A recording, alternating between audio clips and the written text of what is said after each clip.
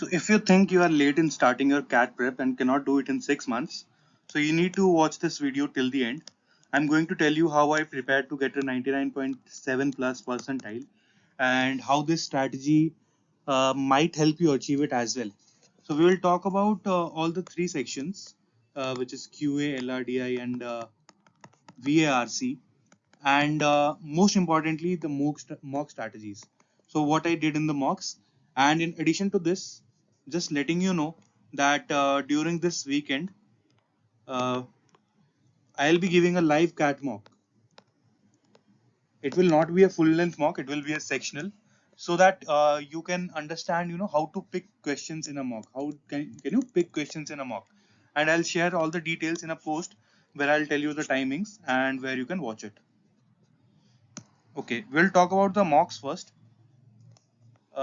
Many people underestimate the power of mocks, but this is by far the greatest resource that you can ever have, that a cat aspirant can ever have. This is the greatest resource. Now, many people will think that I'll first complete this syllabus and then I'll move to mocks. But in my opinion, this is wrong. I mean, simply because mock, not only help you in practice, but they will also help you in completing the syllabus. So it's not that you have to first complete your syllabus and then you can move to mocks. From what I did, I found out that practicing mocks was completing my syllabus more than attending classes. So during my CAT journey, mocks were my best friend. I used to, never miss any mocks sessions which were there. Most of the times I used to miss the classes that were there, the live classes or the online or offline classes, but I never missed any mock. Whatever I had to do could wait, but the mock schedule, I made a mock schedule of my own, which I'll share. It wouldn't change at all. Okay, so moving on to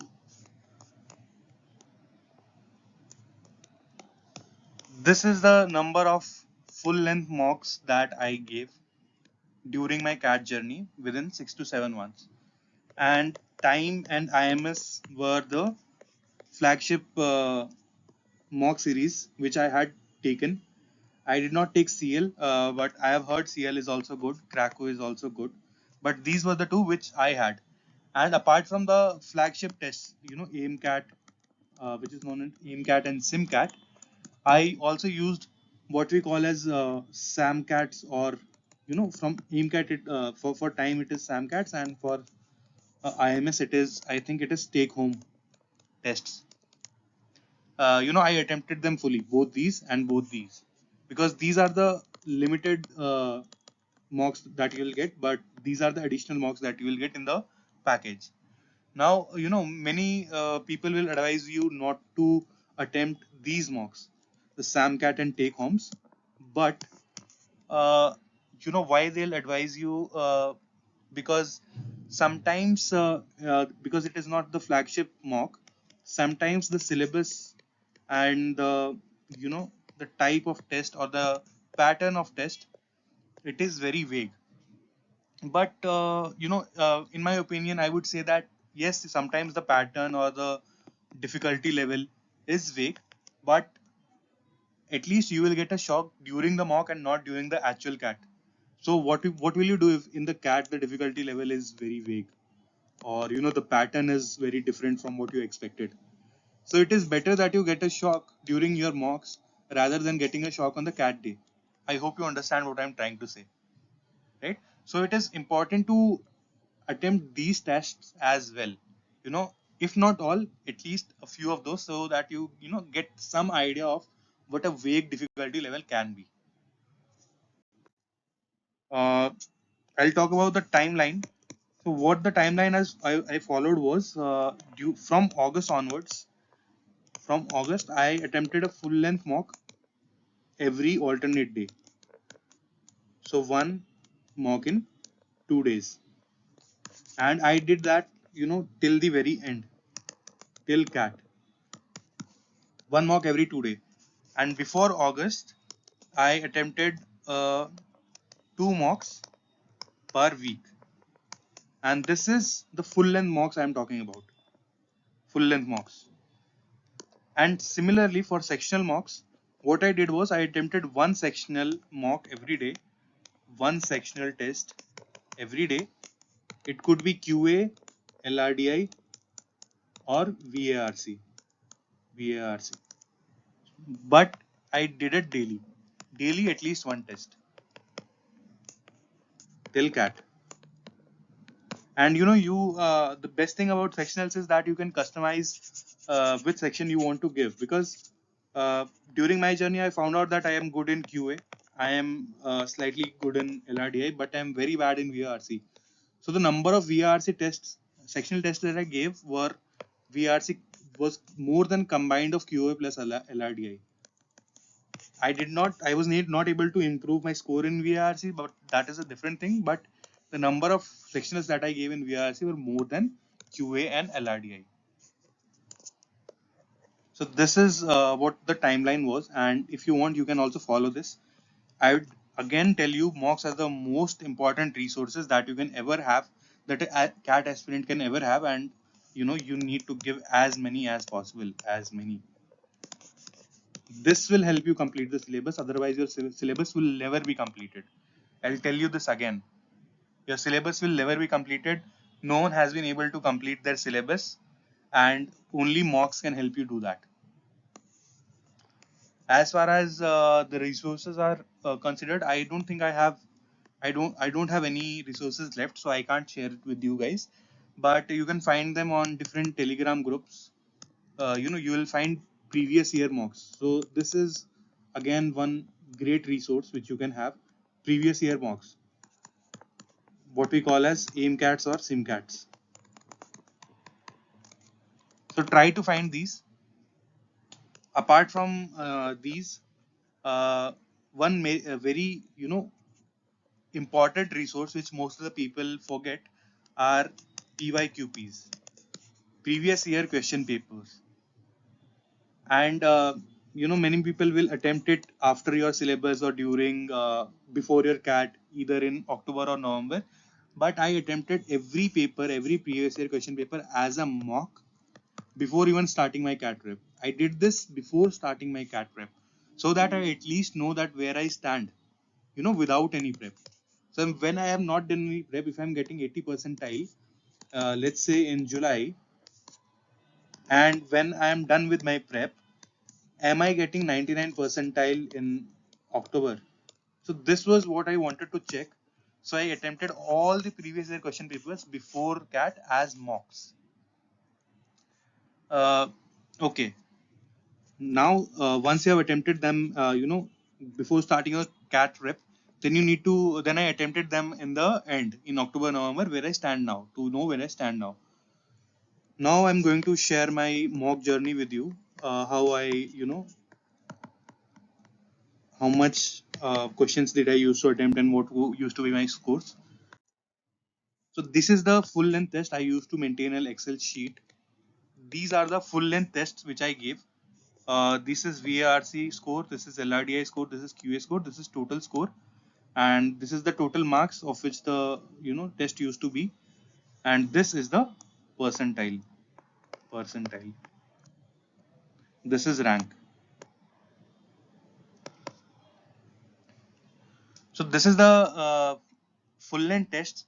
So when we got to know that CAT will be of 2 hours rather than 3 hours, so no one knew the pattern. Hence we had to give test of different patterns. As you can see, different marks, total marks. So we had to give tests of different patterns.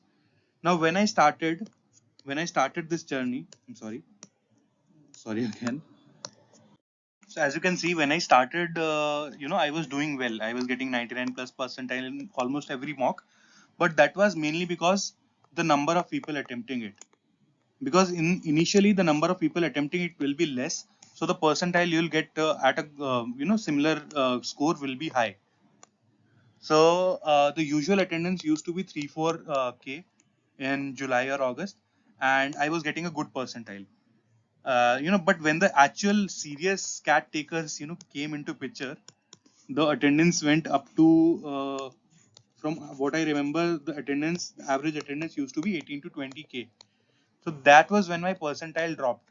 because the test takers were high. I was getting the similar score, but the percentile was less. Now that's when I got a little frustrated because my mock scores, you can see it continuously dropped, and I got frustrated and I just stopped recording it.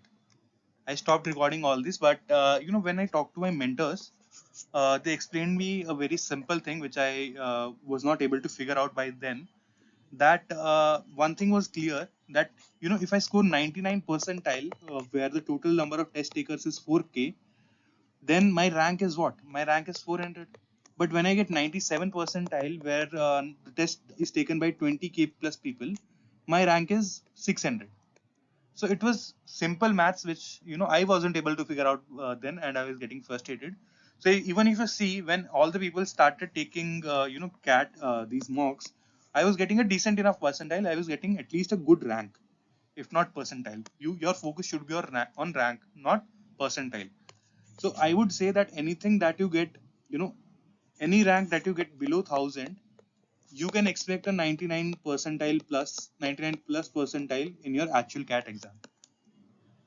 And towards the end, my percentile again started remaining constant in the 99 plus range, but because I didn't record it, I cannot show you right now. Now moving to the different section, which is VARC. VARC was always my weakest zone. I knew it. It is my weakest zone, and I did everything. I did literally everything, whatever my mentors told. I read Aeon essays, you know, I read books, and anything that my mentor suggested, I did it. But in the end, I just had to live with the fact that I'll not improve, because my accuracy was not improving at all. I gave so many sectionals. You can see how many sectionals. These are only VRC sectionals that I gave, and you can see my accuracy. Doesn't matter if I attempt 10 or 20, my accuracy was always in the range of 55 to 65% on an average. So I did not have any choice. So I decided to attempt all the questions. So at least something, I'll have something in terms of marks. So I used to attempt all questions, because my accuracy is in any case would be 60%. So it is better to attempt all the questions, so that at least I'll get the highest marks which are possible for me. But I would not recommend this strategy at all. Do not attempt all the questions with such a low accuracy. I did it, but I was lucky that I cleared the sectional cutoff. I got much more than the sectional cutoff, but that was purely by luck. I wouldn't say I'm good at VRC, and this is not the strategy that I would recommend. I would just say that keep giving on sectionals until you improve, and don't give up like me. I gave up when I saw I was not improving. I was not improving in the accuracies, but I want you guys to give as many sectionals as you can.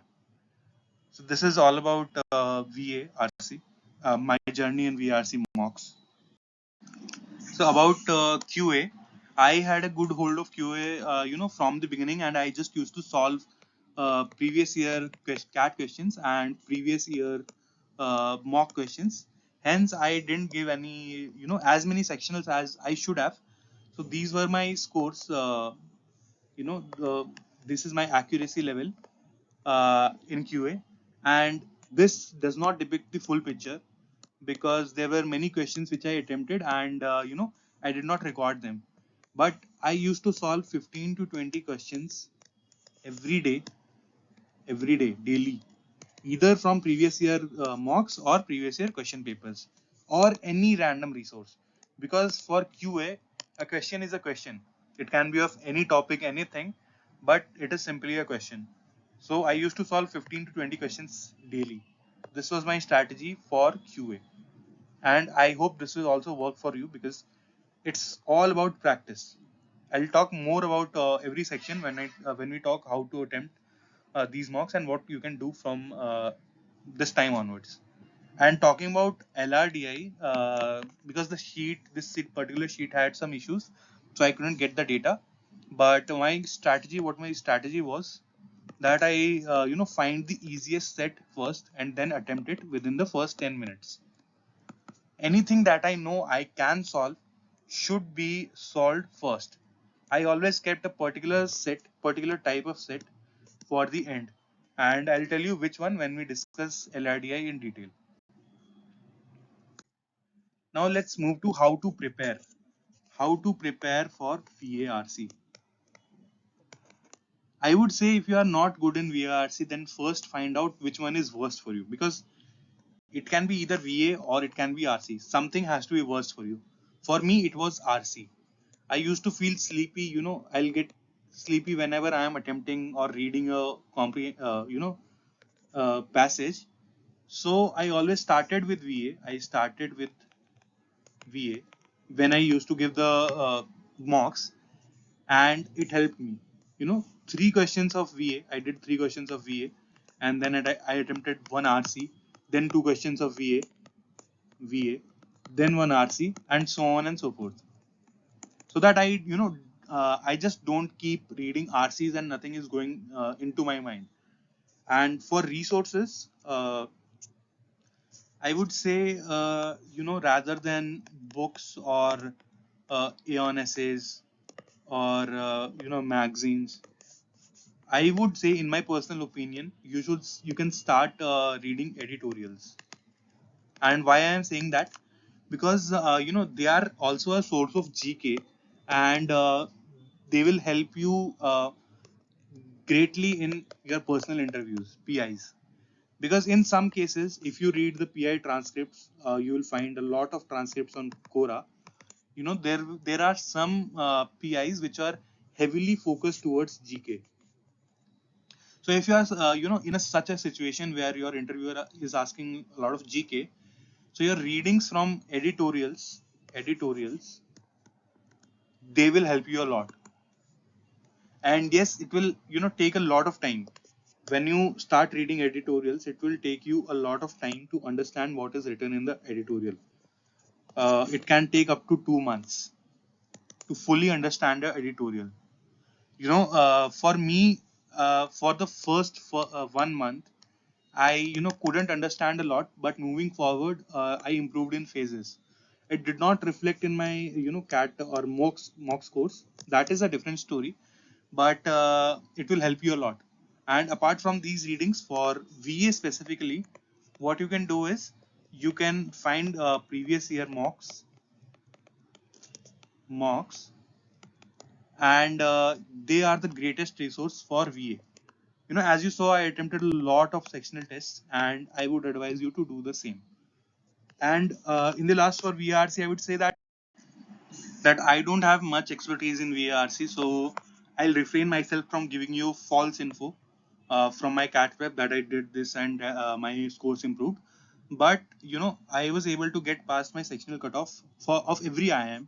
The sectional cutoff I cleared for every IIM, and by a good margin from whatever I said I did.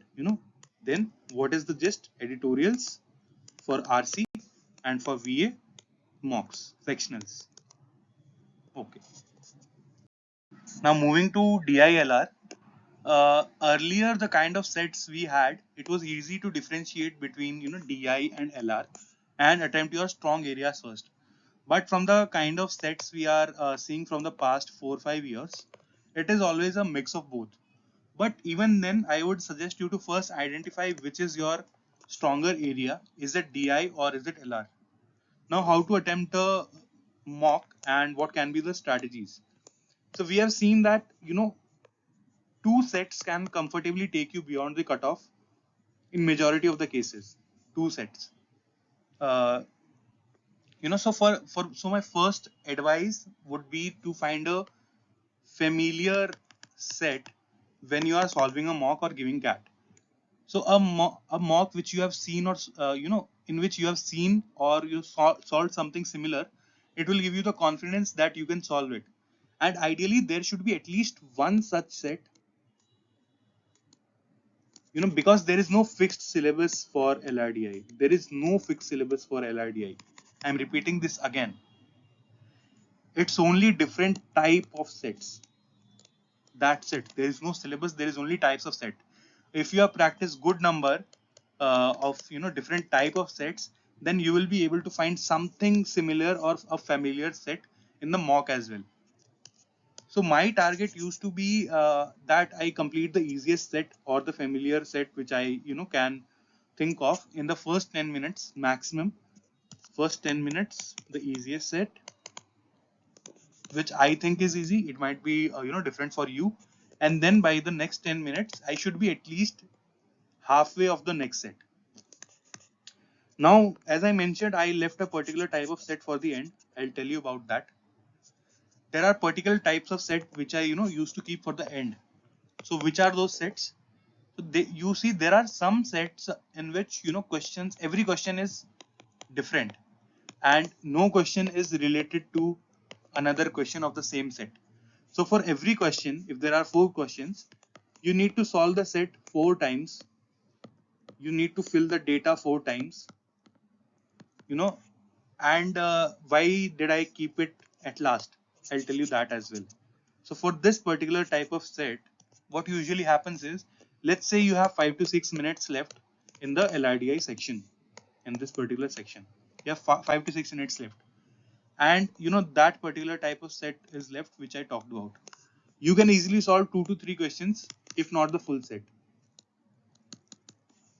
But if there are 5-6 minutes left and there is a usual set, which is you need to solve it fully, only then you can move to questions. So there are type of sets for which you need to first solve the set and then only you can attempt all the questions. And there are some types of set in which you can partially fill the information and you can get 1 to 2 questions easily.